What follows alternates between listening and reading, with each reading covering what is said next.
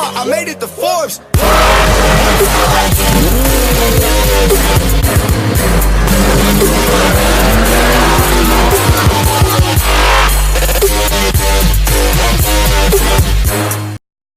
Yo, what up guys, it's your boy Williams Fitness back again with another video, and we have got Chanel on the channel today.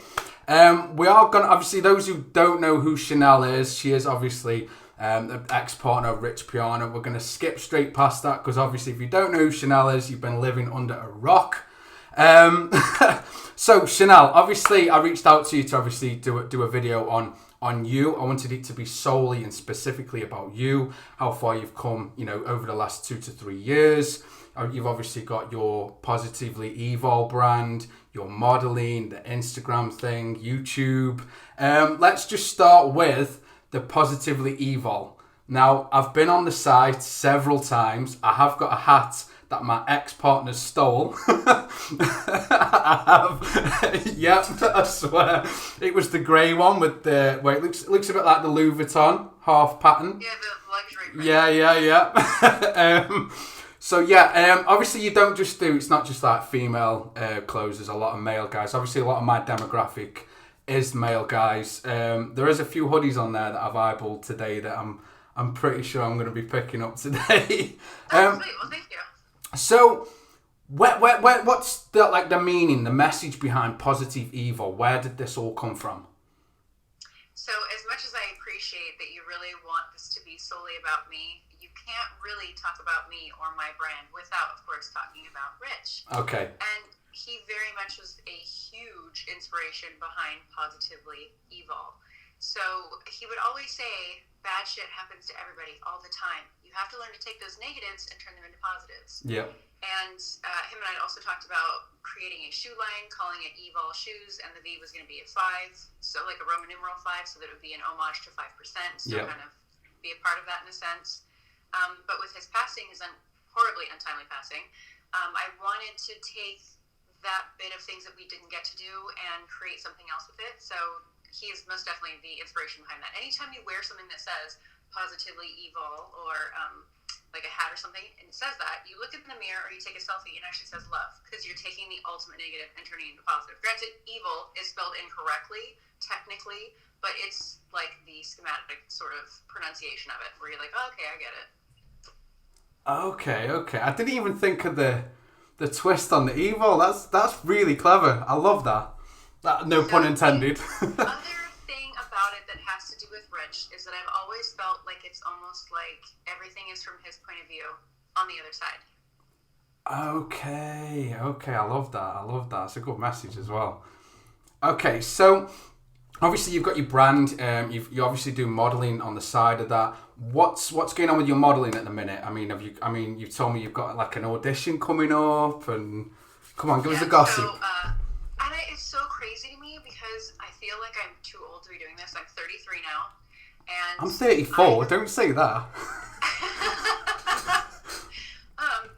So, I mean, technically in like the traditional terms of like being a model, it was like, ooh, you're over 26. Oh my God, you're so old. You're like, your career is done. Like that's pretty much the way that they did with traditional modeling and runway models and, you know, editorial, that sort of thing. Well, I'm clearly not a runway model or editorial, so thankfully, because of my giant boobs, I can still do glamour modeling. So, thank you to dudes that like giant boobs. I'm totally getting work from that. But, obviously, fake parts, real hurt, hello, and, like, real money coming in because of it, so I appreciate that. But, I've been modeling for over a decade now, which is kind of embarrassing to say, but at the same time, it's like, you know what? My modeling has really kicked off even more in the last probably year or so. When Rich and I were together, he didn't like me modeling, and I was modeling before I met him. But it made him very uncomfortable because he felt like 99% of photographers out there are very skeezy. And he's like, I don't want you in that position. I'm not always going to be there to protect you. And I don't know where your content's going to end up. I don't want you to be put in a really awkward position. Okay, yeah. And I don't want it to look bad for you, and I don't want it to look bad for me or us or our relationship. I'm like, okay, totally get it. I understand. So I didn't model nearly the entire time him and I were together. So now, after his passing, I was like, well, I have to get back to work. I have to make money. I was no longer part of 5%.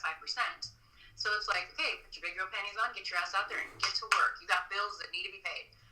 So that's what I did. I hit the ground running. And It was really hard to get back into it, to like transition back into it. But I think that's why it took so long. And the other thing is, after his passing, so many people bashed me for it. Oh, you're a whore, you're a slut, you're out there slinging your tits right after he dies. And I'm like, okay, let's get this straight. I wasn't slinging anything anywhere. Right after he passed away, I had to go make money, and I had to go put on a fake front in front of the camera and smile and act like I wanted to be places because I was getting paid. I had bills to pay. I didn't have the luxury of sitting in a corner and crying forever and feeling sorry for myself. So I think that some people just don't get that. And now with the way that things are with modeling, thankfully, because of things like Instagram, you can be an Instagram model, which I don't think there's anything wrong with that. I know a lot of people that are represented by top agencies. They're like, oh, well, you're an Instagram model. Bitch, I'm still making money. I'm still paying my bills. It's still a job. I still have to like put my makeup on and do my goddamn hair, have my tits done and get some Botox. Like, Jesus Christ.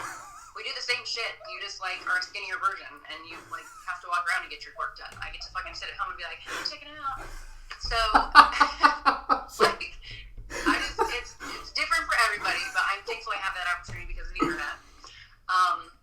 And it's transitioned into things I never thought I would do. I have an OnlyFans account, which I never thought I would do that. I had a Patreon account. I got rid of my Patreon because it was too complicated. Yeah. OnlyFans, I feel, is safer for your security purposes and them going after people that post your content where it doesn't belong. Now, keep in mind, I know a lot of girls on OnlyFans, double click the mouse and do other things that I'm just not willing to do for TV. Okay, I was gonna ask what's on there. Yeah, like my top half. Right. Okay. I'm Okay. just like, honestly, I get a lot of people like, oh my god, you showed everybody your tits. That's so trashy. Like, okay, well, fuck off. At least I'm not squirting stuff out of my ass for $5 a month. I'm like paying my bills and getting myself out of debt, and I'm using my boobs to get there. So I'm happy. So what? And you're just like laughing, like this really so crazy. It's not even that. Get a word in edgewise. Do you know what I love about you, Chanel? It's the no bullshit approach you've got to everything. It's the simple fact that you're you know who you are, you don't give a fuck if people like you, love you, hate you. I've seen your comment section on some of the posts and you're just like, yeah, fuck off, whatever. You'll post and walk off and get your day done and that's it. And that's what I love about you, that it's just no bullshit. Everything you say, I think everything that you say actually comes from inside. It's not like you put on some front for the gram or for YouTube or anything. And that's why what I love about you is the real side of you that's just always there. And that sort of transitions to my next question, really. So with regards to Instagram and modeling, I can't stop doing that. So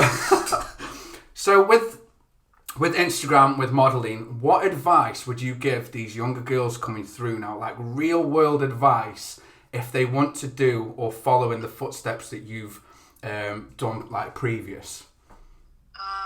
My number one thing right now is make sure that you work with legitimate people, not just photographers and videographers, but if you're going to collaborate with another model, make sure that she's on her A game too. You don't want to be associated with anyone in any industry that doesn't have their shit together, that's unprofessional, trashy. Make sure that you're aware of where your content is going, and don't be quick to sign a model release. You need to know what that model release entails. A lot of people are like, oh, well, if you're going to shoot with me, I require a model release. Well, wait, what does that mean? Does that mean that you're going to sell my content, my nip slip pictures that I don't want anywhere? You're going to sell them to a porn website? And, those are things you have to be aware of and be cautious of.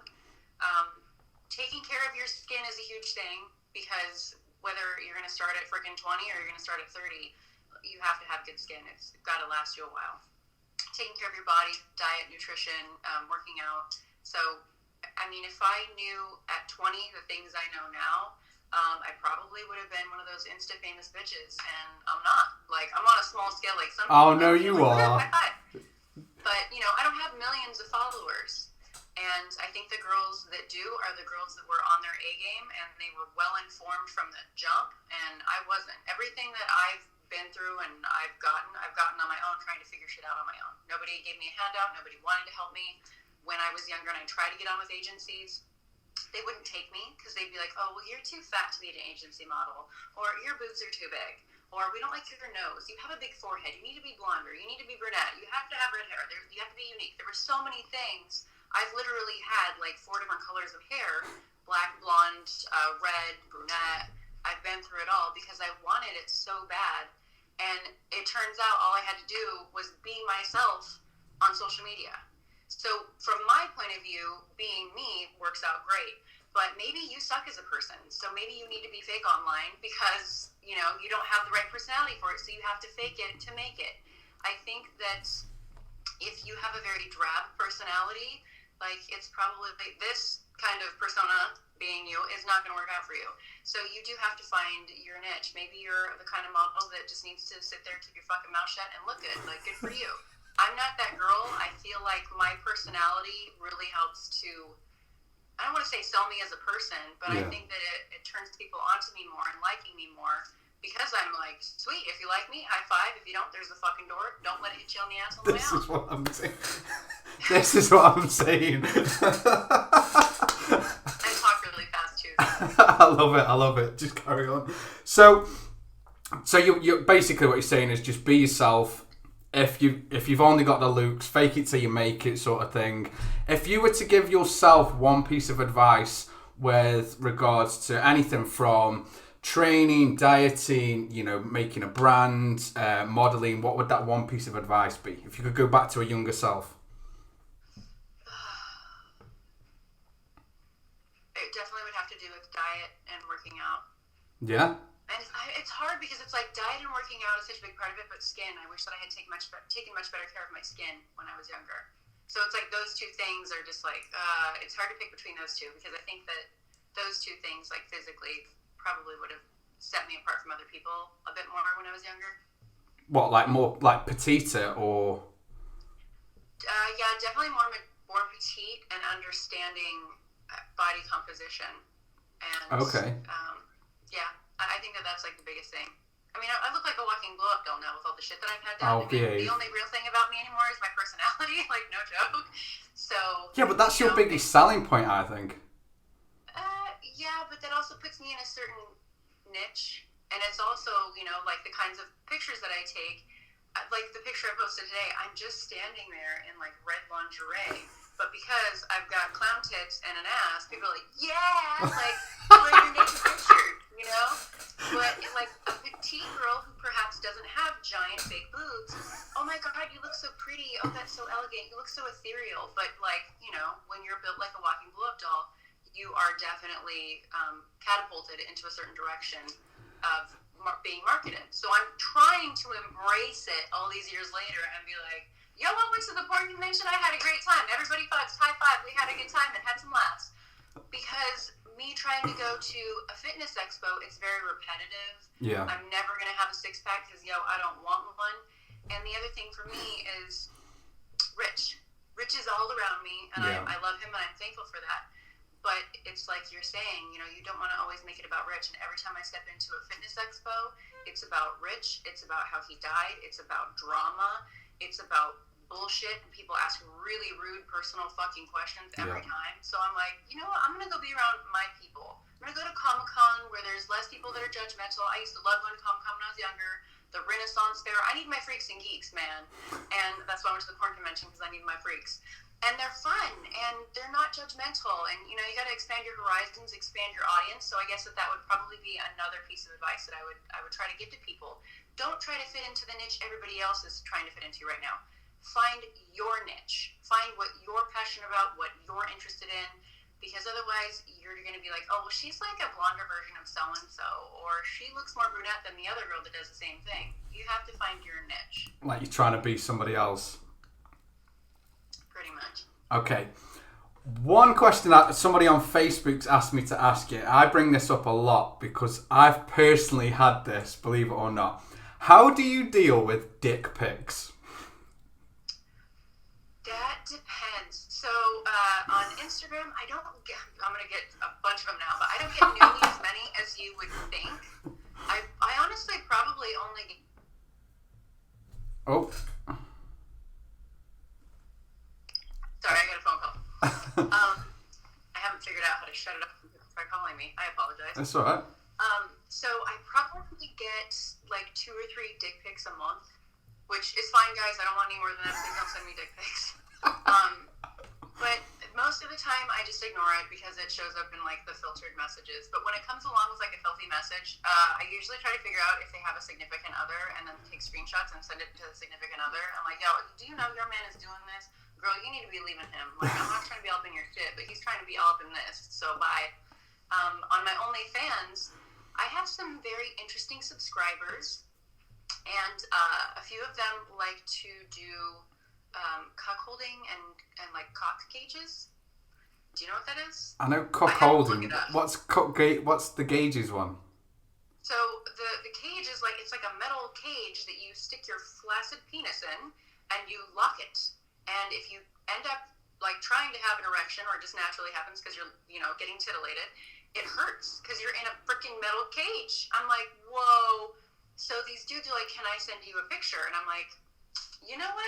I'm going to capitalize on this shit. And I've told all of my subscribers, y'all want to send me dick pics? Not a problem. But it's going to have to come with a fat tip or you're going to get blocked. And I make so much money off of that.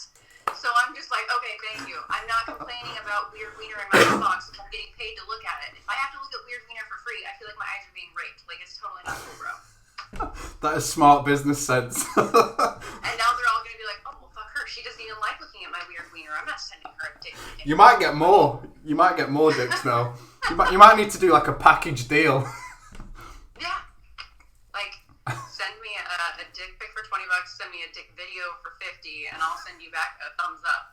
So rate my dick. If I was like rated, my favorite as in like the weirdest thing that I've gotten so far is tribute. They want to pay tribute. Do you know what tribute is? Oh, is this the photo where they? Yeah. I was like, I'm sorry. What is tribute? I thought tribute was like. What is that?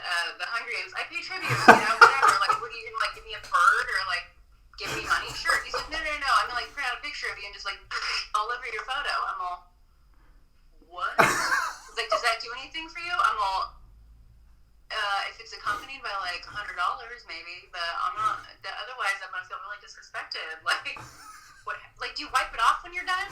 Do you get it like in a plastic baggie so you can reuse it? Like, how does that work?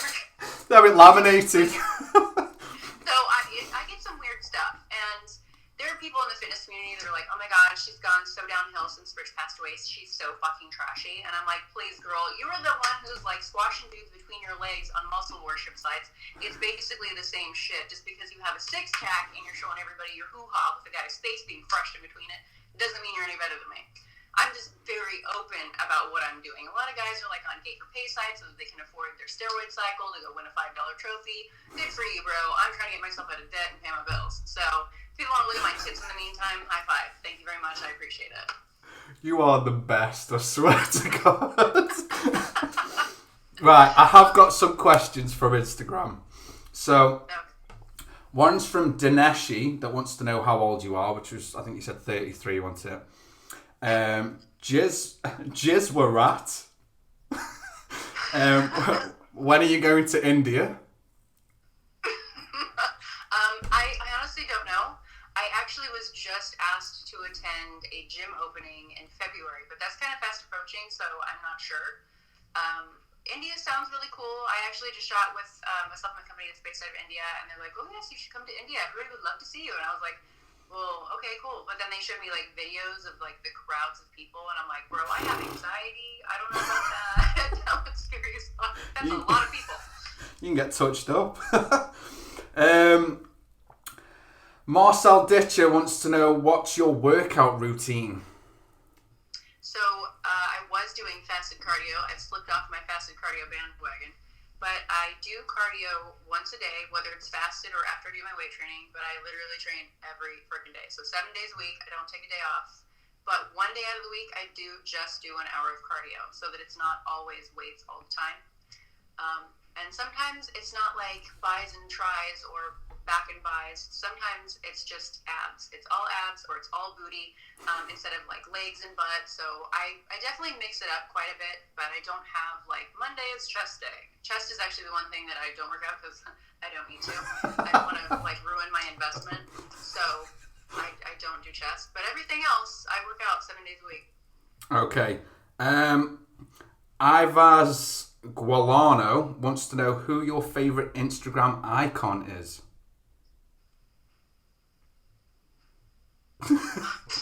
Williams Fitness. It's a great question for somebody who looks up to other people, but I don't. I know that. Go on. That sounds kind of mean, I guess, because there are a lot of inspirational people out there, and that's great. And I'll always look up to Rich and his mindset. I will always love him to pieces and look up to him in that regard.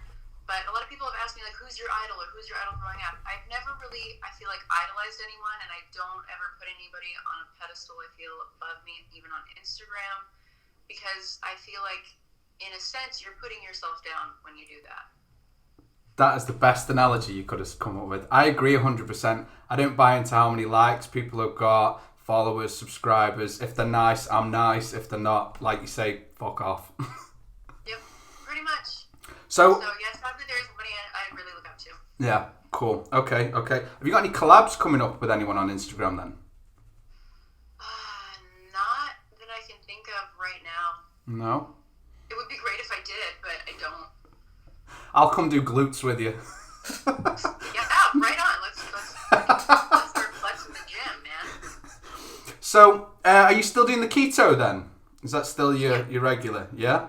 Are you doing your, like, the keto, or are you doing the Piana keto? No, I'm not doing Piana keto. I can't keep up with that. I mean, don't get me wrong, I love being able to, like, say, oh yeah, I'm doing keto, but I'm doing Piana keto, so I can have my ice cream of an evening.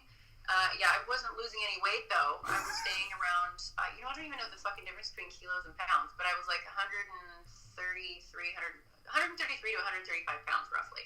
And once I got strict with doing, like, actual keto and not having sugar and ice cream and shit, I'm down to 126 pounds. I'm like, yeah. So I'm keeping my shit tight. I look right. I'm happy. Like, I can see my ribs. I'm happy with that, so. Okay, last question. In honor of Piana, if you could only eat one flavor of Ben & Jerry's for the rest of your life, what would it be? Now, does it have to be one of his favorite flavors or one of mine? Yours. Oh, mine is truffle kerfuffle, and I heard it's been discontinued. So if I can magically get that for the rest of my life, I'd be happy. No ice cream for you then. Oh, I'm totally screwed. His favorite was actually Sherry Garcia, and I'm not a big fan of it. So I'd be screwed if I had to pick one of his flavors because they all have carbs in them.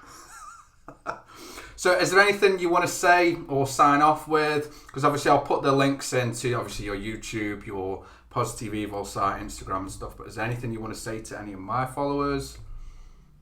Well, to all of your followers, I want to say thank you so much for putting up with my ranting and my crazy antics while I sit here and try to have a conversation with you.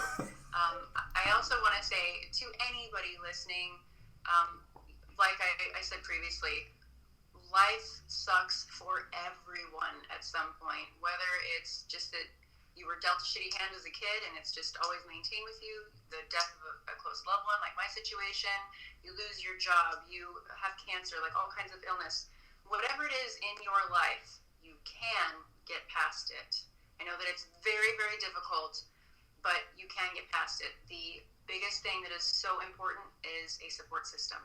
You need to find people around you that you can trust, that value you, and that are really genuinely there for your best interest. So I think that that's probably the biggest thing that I want to stress to everyone. Even though I'm like this crazy wild lady that has all this weird shit to say, like at the heart of it all, like really, you need to have a good support system of people that believe in you no matter what.